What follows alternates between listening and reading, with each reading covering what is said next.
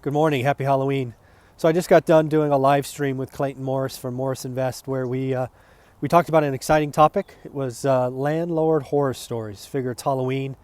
Might as well have a great discussion about some of the horror stories we do. So go check out Morris Invest and see that live stream. It will be up later today, I am told. But really wanted to sort of just give you a quick sort of, my thoughts on landlord horror stories. First and foremost, I believe most of us convince ourselves that the horror stories are more prevalent than they really are. We sort of talk ourselves into all these things. So, that really starts with tenant issues, right? My tenants aren't going to pay me. They're going to destroy my properties. They're going to do all these malicious things. And having been a landlord for 15 years and had well over 1,000 tenants, it certainly does happen. I've had 2 in all of those years, which I would call malicious.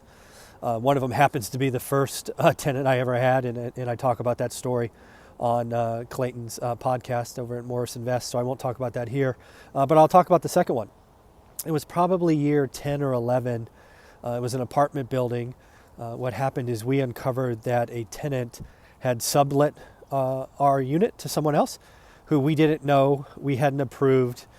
We don't allow subletting, right? So it was like, okay, well, thank you for letting us know, and you've got to get out, but get out in 30 days, kind of thing. And this individual didn't like that. Never really got the full story, why they went malicious.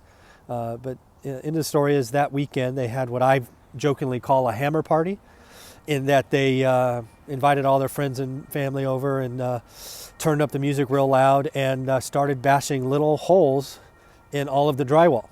So they did quite a bit of damage before the police showed up, because obviously the other tenants called on this, and silliness ensued from there. But again, of all these years, those 2 stories. The first I talked about on Clayton's podcast, and there's the second. So it does happen. I'm not here to tell you it doesn't happen, but in general, most, and I mean the majority, 99.9% of tenants, they want to pay their rent. They want a roof over their head. They want to do all of these things. So to think that all tenants are bad or evil or whatever is just wrong.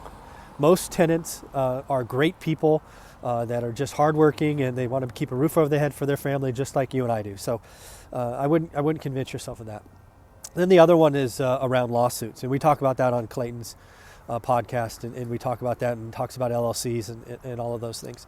What I want to sort of hit there, not to repeat anything, is as long as your job is to put in not only limited liability or LLCs or any of these things to do sort of asset structures and things like that, but you should be running a smart business, right? You should have procedures in place. You should have stuff in place to make sure that you're doing as much as you can, because again, most situations,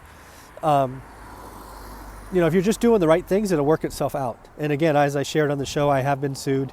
It ended in a $25,000 payment. Again, because I have insurance, it was paid through them.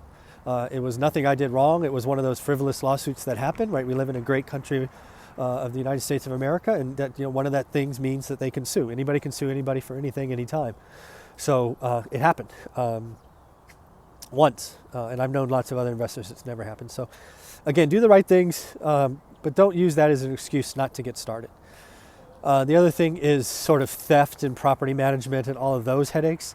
Again, as a landlord who's 2.5 hours away, I shared with you on that podcast what I think you should do. Again, just the short answer is the principal of the firm needs to be an investor, so make sure you do that. But again, just make sure you run the checks and balances. I firmly believe that one rental at a time works. I believe you can get to financial independence with one rental at a time, but you need to manage your portfolio. You can't have ultimate trust. It's your business, not theirs. Maybe set up every 2 weeks, have a phone call, right? A 10-minute, 15-minute phone call just to run through things. Do the checks and balances. Make sure you understand what's going on. And then the last thing to sort of talk about from a horror story from my perspective is from the investor, from your perspective. I think the number one thing, and actually I believe Morris or Clayton talked about this, is not getting started. It actually may have been a comment in one of his, actually I think it was one of the comments in the live stream from an audience member, so kudos to them. I don't remember their name, I apologize. But it's not getting started, right? You can't You know, you can't get to financial freedom with real estate without getting started. So at some point you need to get in the game. And you can convince yourself of all these horror stories, which again, they're very rare. And most of them, you can do things to even reduce them. But again, I think the biggest crime is not getting started. And then the last one is, and again, I did share this, but it's so important to me. It's actually video number 3, I think, on my channel. It's not creating any alligators. You can't have an asset that costs you to reach into your day job's money or savings and call that an investment. Not and follow my model anyway. You know, maybe you're doing some kind of tax loss thing, and I don't know, but you can't have an asset, you can't have a house that doesn't cash flow. If you really want the asset and it's not going to cash flow with 20% down, put 30, put 40, put 50, right? If you have to have it, just make sure that asset cash flows. Yes, now I know I'm going to get a lot of hate mail about not using maximum leverage and all of those things. But again, if you're using maximum leverage and everything doesn't cash flow, you're going to go broke. That is why lots of people went bankrupt and lost everything in the last crash, is because they didn't have unlimited holding time. They lost their jobs, the rents went down, whatever happens.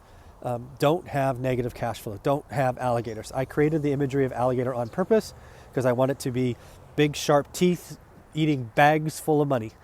So in the end, happy Halloween.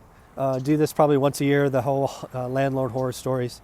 We'll do another one in 12 months. Have a great day and be safe.